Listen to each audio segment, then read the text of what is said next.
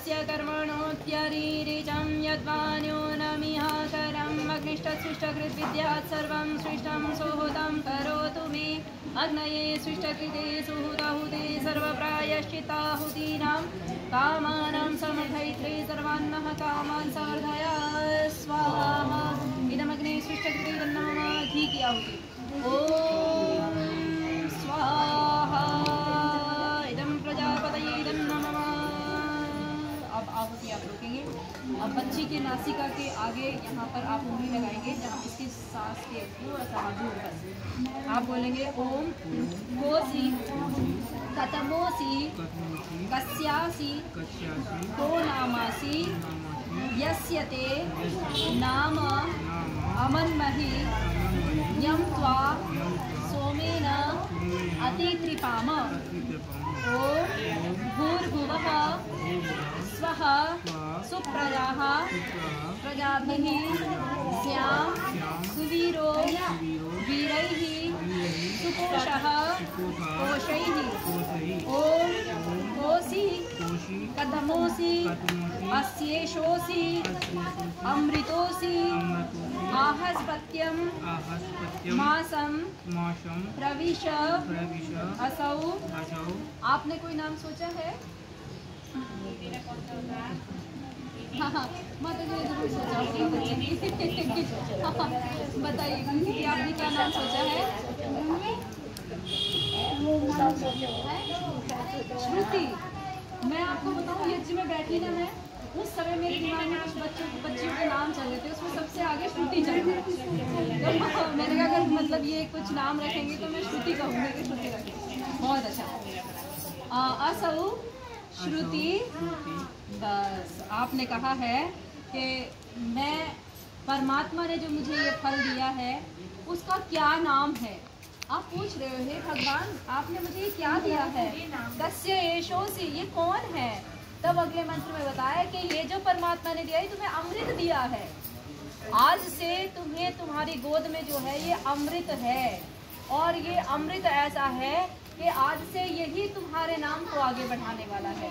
तो आज से ये श्रुति जो है आपके नाम को आगे बढ़ाएगी। और देखिए जितनी भी यहाँ पर बच्चियाँ बैठी हुई हैं, कुछ बच्चियाँ शायद अंदर हैं, मैं उन सब से कहना चाहती हूँ आप सब लोग अपने माता पिता के एक अमृत के समान हो, जहर नहीं हो, अमृत के समान हो।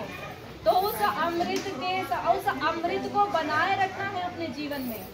और वो अमृत कैसे बनेगा? वो बनेगा माता पिता की जब आप सेवा करोगी, इज्जत रखोगे। हमारा समाज सबसे ज्यादा किस पर आधारित है भाई? बेटियों पर आधारित है। भले ही कोई बेटी पैदा करना ना चाहता हो, लेकिन फिर भी जो उसकी सारी इज्जत का दायरा है वो बेटी के ऊपर है, बहू के ऊपर है। तो बेटी आज हम देख रहे हैं बहुत ज्यादा फैशन के चक्कर में डूब चुकी है और माता पिता भी ज्यादा रोक टोक नहीं कर पा रहे। ज्यादा रोक टोक करेंगे तो वो और ज्यादा मामला बिगड़ जाता है। तो बच्चियों को प्रारंभ से ही ऐसा संस्कार दिया जाए कि वो बड़े होने के बाद जो टीन एज उनकी गुजरती है और उसके बाद जो यौवनावस्था आती है उसमें वो अमृत के समान ही बनी रहे। सब अमृत को पाना चाहते हैं। क्यों पाना चाहते हैं? क्योंकि उसमें गुण होता है। तो अपनी बच्चियों के अंदर हम गुण का समावेश करें, गुणों का आधान करें। वे बच्चियां कहीं भी समाज में विफल ना हो जाएं, फेल ना हो जाएं। उनको शस्त्र विद्या भी देनी है, उनको शास्त्र विद्या भी देनी है।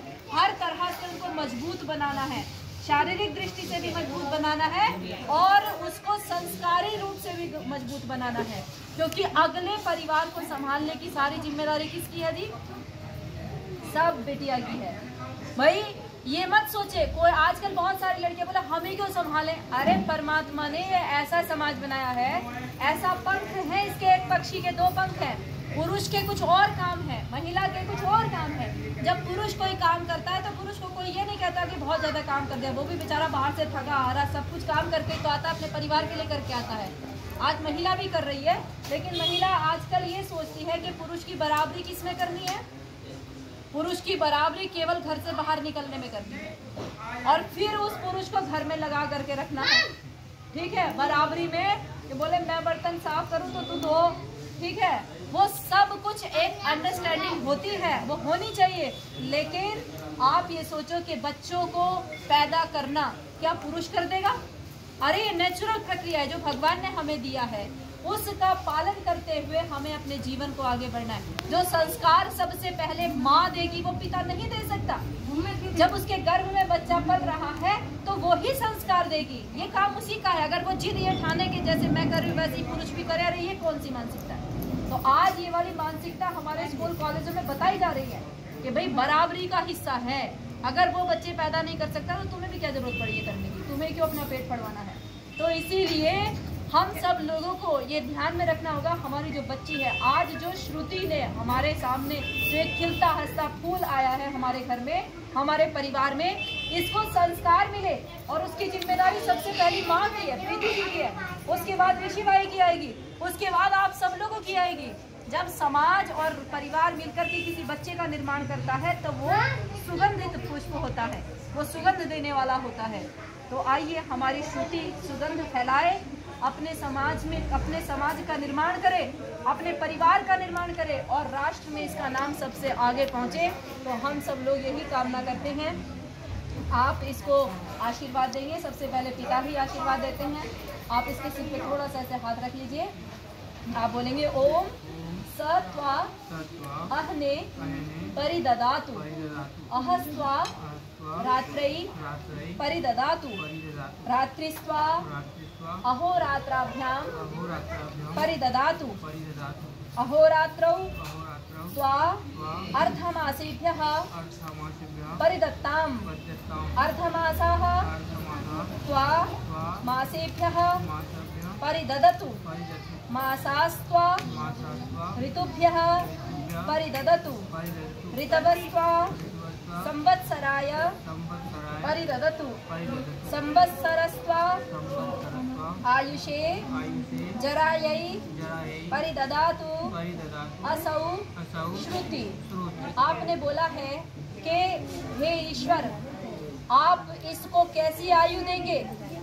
आप इसको कैसी आयु देंगे? आपने आशीर्वाद दिया है, ईश्वर की तरफ से आपने आशीर्वाद दिया कि सत्व अपने परिदान, हे भगवान मेरी श्रुति को एक दिन के लिए सौंप देना, वो दिन रात के लिए सौंप दे, और वो दिन रात आधे मास एक पक्ष के लिए सौंप दे, 15 दिन के बाद, और वो एक पक्ष पूरे मास के लिए सौंपे, और एक मास एक ऋतु के लिए, और एक ऋतु एक संवत्सर पूरे वर्ष के लिए इसको सौंप दे, और वह संवत्सर सारे मिल करके इसको बुढ़ापे तक ले जाए, ये बुढ़ापे तक जिए, बुढ़ापा इसका पूर्ण हो।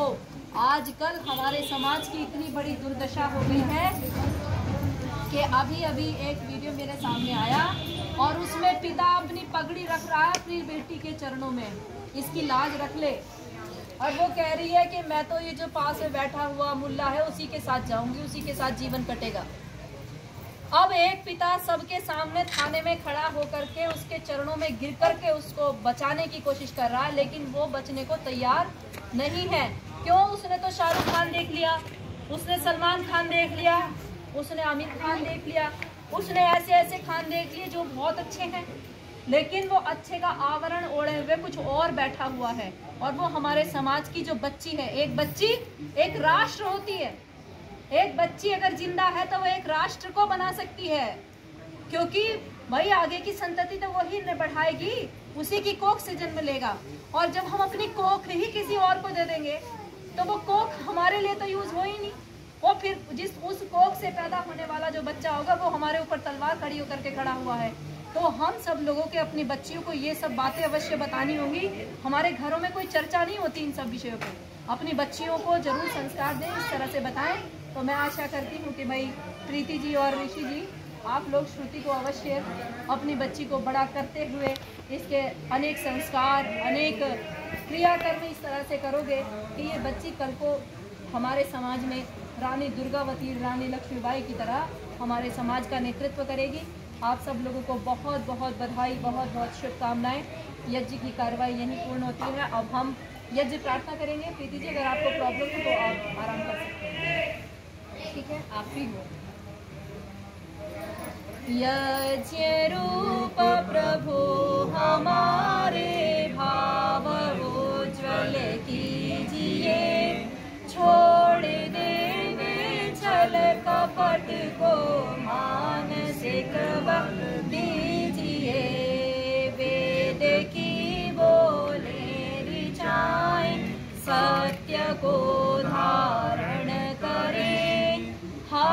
में होमाग्न सारे शोक सागर से तरे अश्वमेधादिकर